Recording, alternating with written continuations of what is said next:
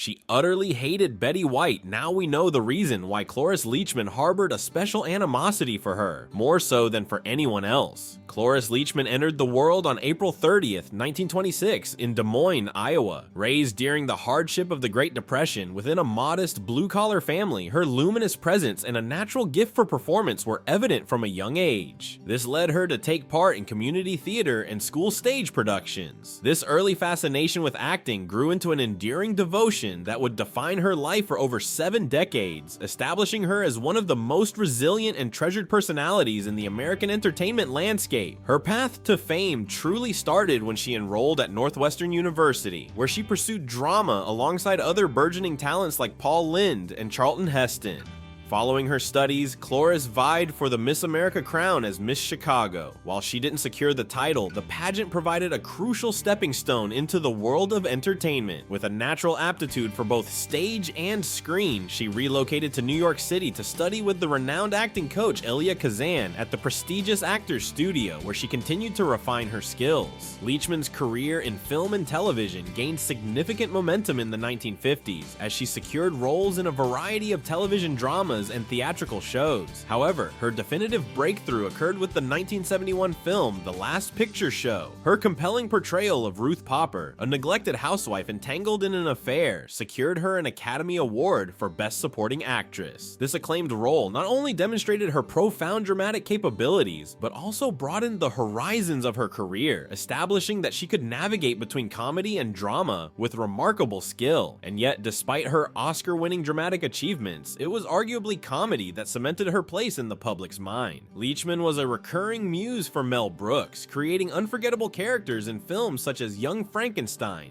1974, where she played the unforgettably eerie housekeeper Frau Blucher, and High Anxiety, 1977, in which she portrayed the maniacal nurse Diesel. Her flawless comedic timing, audacious physical comedy, and readiness to embrace bizarre characters made her a perfect fit for Brooks's cinematic world and won her fans across the globe. On the small screen, she became a familiar face as Phyllis Lindstrom, the wonderfully self-absorbed and eccentric friend to Mary Richards on The Mary Tyler Moore Show. The character was so beloved that it led to her own spin-off series, Phyllis, which aired from 1975 to 1977 and brought her additional praise. Over her career, Cloris Leachman received 8 Primetime Emmy Awards, which at the time tied the record for the most Emmys ever awarded to a single performer. Her accolades recognize both her comedic and dramatic work, a testament to her extraordinary versatility. Even as she entered her 80s and 90s, Leachman continued to be a dynamic and cherished presence. She competed on Dancing with the Stars at the age of 82, becoming the oldest participant in the show's history and captivating a new generation of admirers with her spirit and humor. She also lent her voice to animated features like The Croods and continued her television work on shows such as Malcolm in the Middle, for which she earned another Emmy for her wildly funny and outrageous portrayal of Grandma Ida. From 1953 until 1978, Cloris Leachman was married to George Englund, a respected Hollywood producer, director, and writer whose contributions to film and television made him a notable figure in the industry. Their marriage lasted a quarter century, a remarkable duration in the high-stakes environment of Hollywood. During this time, they cultivated one of the more fascinating and energetic partnerships among entertainment couples. Englund, celebrated for his work on movies like The Ugly American and his close association with actor Marlon Brando, was a fitting partner for Leachman's fiercely creative and independent nature. Their relationship was both intense and multifaceted, defined by mutual artistic goals and a profound, albeit occasionally turbulent, connection.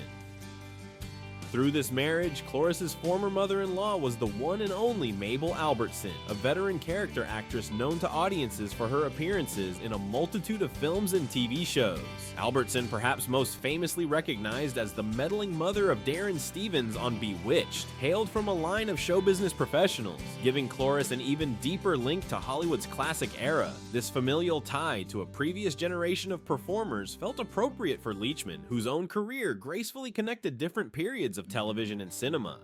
Cloris and George's marriage brought them 5 children, 4 sons and a daughter, each with their own distinct journeys and personalities. Their names were Brian, Morgan, Adam, Dinah, and George Jr. In a heartbreaking turn, their firstborn son, Brian, died in 1986 at just 30 years old, a profound tragedy that left a deep scar on the family. Despite the difficulties of being raised by two famous parents, several of the England children carved out their own niches, with some choosing to embrace the artistic path of their mother. Their son, Morgan England, notably built a career in acting and music, gaining recognition for playing Dylan Lewis on the popular daytime drama Guiding Light throughout the late 1980s and early 1990s.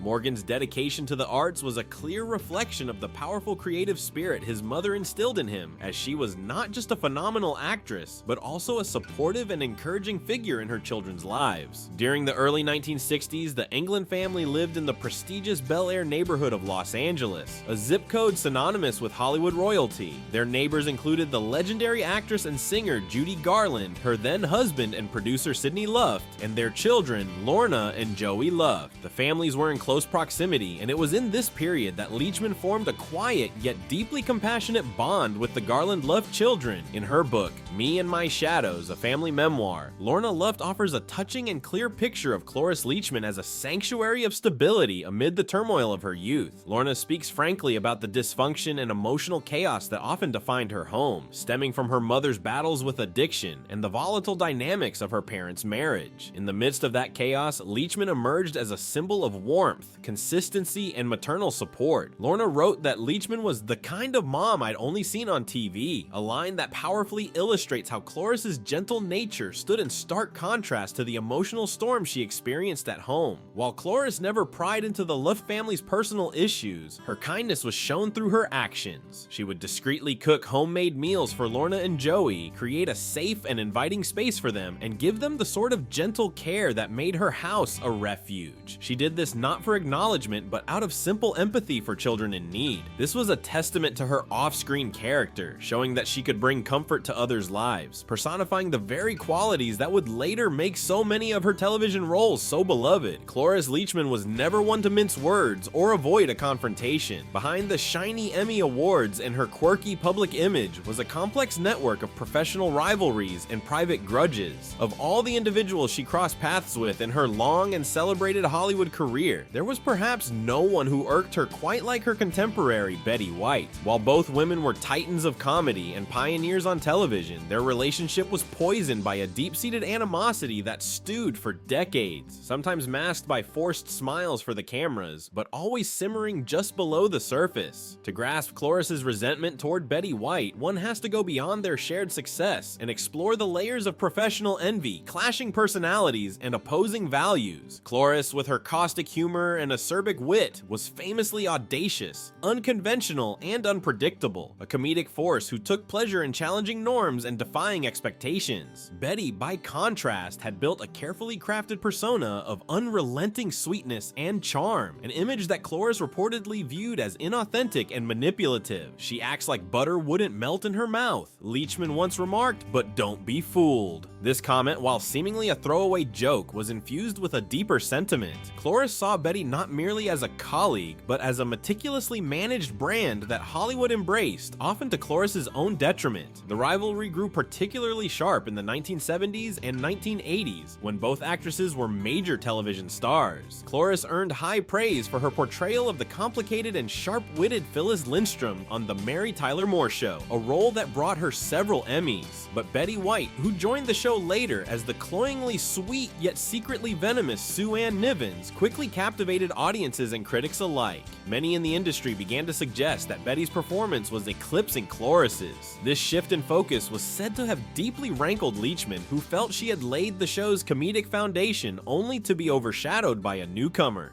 Behind the scenes, their interactions were tense. Though both remained professional, Leachman allegedly became more outspoken about her contempt for what she saw as Betty's manufactured public persona. Leachman, who was always open about her own imperfections, struggles, and unconventional lifestyle, saw White's constant positivity as disingenuous and politically motivated. It didn't help that Betty was frequently a favorite of producers and network executives, who saw her as dependable, media savvy, and highly marketable. Cloris, in contrast, could be challenging, frank, and eccentric, traits that her fans loved, but that made her less popular in an industry that valued predictability. Over the decades, their paths frequently intersected at interviews, award ceremonies, and in shared social circles. While both women sometimes made thinly veiled jokes about one another, Betty once noted that Cloris always says exactly what she's thinking, even when she shouldn't. There was a palpable tension that many insiders observed. At one award ceremony, Cloris took the stage and, addressing Betty in a mockingly sweet tone, declared, "Betty, you're America's sweetheart and I'm the who can't stand you." The crowd erupted in laughter, but those aware of the real dynamic knew the statement was more truth than comedy. Perhaps what fueled Cloris's resentment so intensely was that Betty appeared invincible, even as Leachman continued to win awards and tackle daring roles into her 80s and 90s. She was seen as a figure of eccentric genius rather than universal adoration. Betty, meanwhile, evolved into a cultural icon, enjoying wave after wave of public acclaim, from her Golden Girls stardom to her late-in-life revival as a beloved internet sensation. The more the world worshipped Betty, the more Cloris seemed to stand her ground, refusing to forgive what she viewed as years of being passed over for someone she deemed more style than substance. Yet, in a peculiar way, their shared presence in the same Hollywood sphere kept both women on their toes. Cloris once commented that nothing spurred her on more than the idea of Betty White winning another award. "If Betty's getting an award," she joked, "then I'd better be presenting it so I can glare at her the whole time." Beneath the humor, however, was a distinct bitterness, a lifelong rivalry that Cloris never relinquished. In the end, Cloris Leachman's disdain for Betty White was not simply a matter of personal dislike. It was about two women who embodied vastly different philosophies on fame, truth, and comedy. It was the friction between unvarnished reality and a polished facade. It was Cloris shouting the inconvenient truths, while Betty smiled right through them. And while the world may celebrate Betty as the universally cherished grandmother of American television, Cloris, rebellious, outspoken, and unapologetic, remained staunchly skeptical of that image. Perhaps she knew that for every Golden Girl, there is someone else standing in the wings waiting for their own moment in the spotlight. Cloris Leachman, one of the most treasured and versatile actresses in the annals of American entertainment, saw her life come to a peaceful end at her residence in Encinitas, California at the incredible age of 94. Her death signified the conclusion of an iconic career that spanned more than 7 decades and left an unforgettable impression on television, cinema, and theater. The official cause of death was listed as a stroke, complicated by COVID-19 as a contributing element, an especially poignant and sobering detail underscoring the virus's widespread impact even on the most dynamic and legendary figures. Leachman's longtime manager and close friend, Juliette Green, officially announced her passing in a heartfelt tribute to People magazine, confirming that Cloris had died on January 27, 2021. Green hailed her as a fearless actress and a unique force of nature, celebrating her irrepressible humor, her relentless vitality, and her profound dedication to her art.